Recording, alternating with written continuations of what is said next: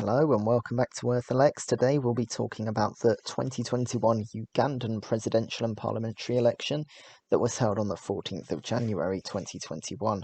The president of Uganda is the head of state and government of Uganda, and he's elected with a two-round system with no term limits. The parliament of Uganda is the unicameral legislature and has 529 members. That's up from 426 at the last election.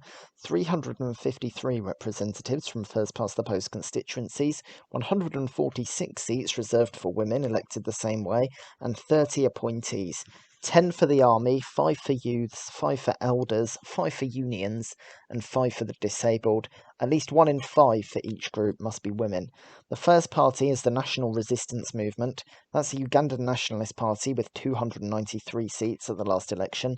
The candidate for president is Commonwealth Chair between 2007 and 2009. The Commonwealth is a group of countries who used to be in the British Empire mainly, and the president of Uganda since 1986, Yoweri Museveni.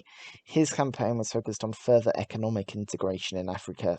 That's what he said he wanted when he was asked, after 35 years of being president, what do you want to accomplish that you haven't already? Next is the Forum for Democratic Change. That's the Liberal Democratic Party with 36 seats at the last election. Their candidate for president is Patrick Aboy Amuriat. After that is the Democratic Party, which is Christian Democratic and had 15 seats at last election. Their candidate for president is a lawyer, Norbert Mao. The Ugandan People's Defence Force, as I said earlier, has 10 appointed seats at the last election, and we'll have that again. It doesn't run for constituency elections, and it doesn't nominate a candidate for president. Next is the Ugandan People's Congress, which is social democratic and had 6 seats at the last election. It didn't nominate a presidential candidate. The National Unity Platform is a new party for this election, which is social liberal. Their candidate is Bobi Wine, who has been MP for Kyodondo County East since 2017 election. The Alliance for National Transformation is an anti-individualism party. That basically means they're left-wing, which is new for the election. Their candidate for president is a former military officer, Mugisha Muntu. The others, well, there were 6 other candidates for president. All of them were independent. Joseph Kabuleta, Nancy Kalembe, John Katumba, Willie Mayambala, Fred Mwesigye, who's a former soldier, and Henry Tumukunde, who's also a former military officer. There were also 66 independent MPs at the last election. The other parties running, none of these nominated a candidate for president, by the way, were the Conservative Party, which, as its name suggests, is conservative. Their flag's there at the bottom. The Justice Forum, which is constitutionalist. The Social Democratic People's Progressive Party, that's their logo at the top right. And the Social Democratic Party, which each have 0 seats. And 4 new parties ran for the election. The Congress Service Volunteers Organisation, the Ecological Party of Uganda, the Forum for Integrity and Leadership, and the Uganda Economic Party.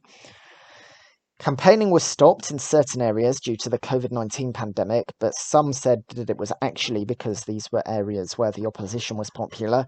The EU and United States refused to observe the elections, saying they would be unfair. Bobi Wine was arrested twice, and members of his entourage were arrested. Some were even jailed, and some even died. And there were lots of deaths for protests and rallies as well, where there were conflicts with the police, and social media apps were blocked the day before the election. So the results in the presidential election, Museveni got 6,042,898 votes. Wine got 3,631,437 votes. Amuriat got 337,589 votes. Muntu got 67,574. Mao got 57,682. Tumukunde got 51,392. Kabuleta got 45,424. Kalembe 38,772. Katumba 37,554. Mwesigye got 25,483. And Mayambala got 15,014.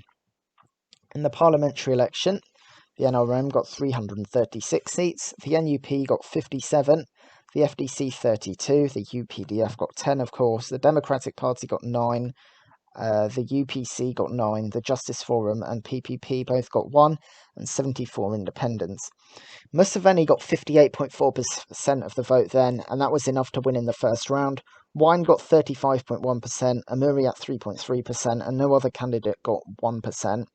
The NRM won a majority. They had 336 seats, that's up by 43. They only won 41.6% of the vote, but in first past the post elections, that often happens. The NUP won 57 seats, 13.5% of the vote. That's up by 57 because it's their first election. The FDC won 32 with 7.3%, which is down by 4. The UPDF retained their 10 appointees, as I said before. Democratic Party won 9, which is down 6 with 2.4% of the vote. The UPC also won 9 with 1.8% of the vote. That's up by 3. The Justice Forum won 1 seat, which is up by 1 with their 0.3% of the vote. And the PPP won 1, also up 1 with 0.1%. The ATM didn't get any seats despite 0.7% of the vote. All other parties got less than 0.1% of the vote and no seats. Independent candidates won a total of 32.2% of the vote and 74 seats, which is up by 8. The turnout was 59.4%, but as the turnout was 100% in some areas, this led to scepticism. Wine said he was placed under house arrest after the election, and he claimed the elections were fraudulent and took it to the Supreme Court. Museveni claims it was a fair victory, and the chair of the Electoral Commission told Wine to prove his allegations. The leaders of Tanzania, Kenya and Sudan all congratulated Museveni, but the United States and European Union stated the elections were unfair. So, thank you for watching. I hope you enjoyed the video. Stay tuned for the next one, and leave a comment saying what you think about these elections, especially whether they were fair or not. And if you're from Uganda, I'd be especially interested to hear from you. Thank you for watching.